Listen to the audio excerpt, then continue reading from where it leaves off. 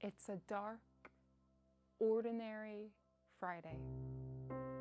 A day unlike any other would unfold. That day would divinely change the world.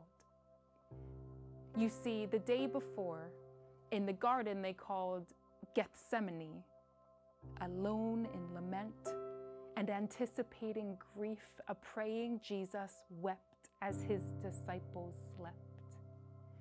He pleaded with the Father as he sweat drops of blood. Willingly he drank the cup of anguish in the night with a heart of humble submission, an exhibition of his love and position to fulfill everything that was written.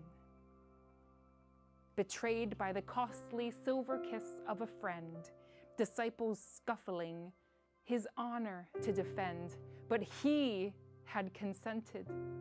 He knew what lay ahead, still they led him away guiltless but condemned. Yet hope is coming.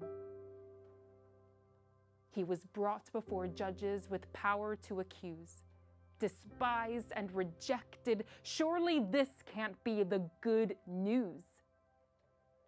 Caesar looked at Jesus, the man of truth. There was no deceit in his mouth, not 1 ounce of proof that he had sinned.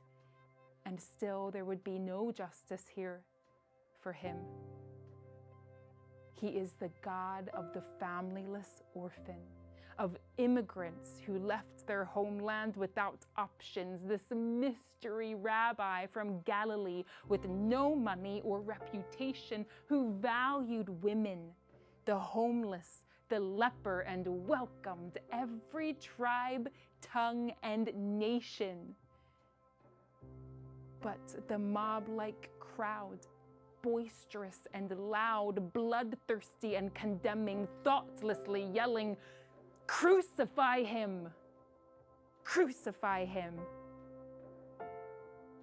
Caesar, like cleansing his hands of a virus, appeased the crowd to get rid of the Messiah.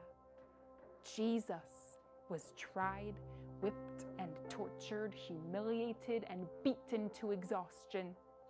A man of sorrows and acquainted with grief. And by these same wounds, we are healed.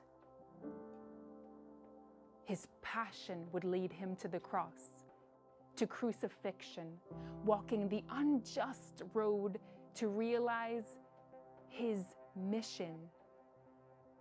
Yet hope is coming. He carried his cross to Golgotha, Calvary, and they nailed him to it in a thieves' gallery. A crown of thorns for this Jewish king's head. They divided his garments while his red blood ran from his open wounds. The mockers shouting, "He saved others! Can he not save himself? He is dying." And yet the heart of his Father did not let the pain of loss delay the restoration of order as his divine response. The land covered itself in supernatural darkness.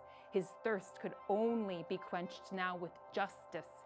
"It is finished." His voice broke the silence. He bowed his head, breathed his last, and gave up his spirit. The curtain of the temple was torn in two. The earth shook. The rocks split as creation knew this was the Son of God. His body lowered from the cross, wrapped in fresh white linen, laid in a tomb cut from the rock, stone rolled in place. It was dark. It was dusk. It was a dark, ordinary Friday.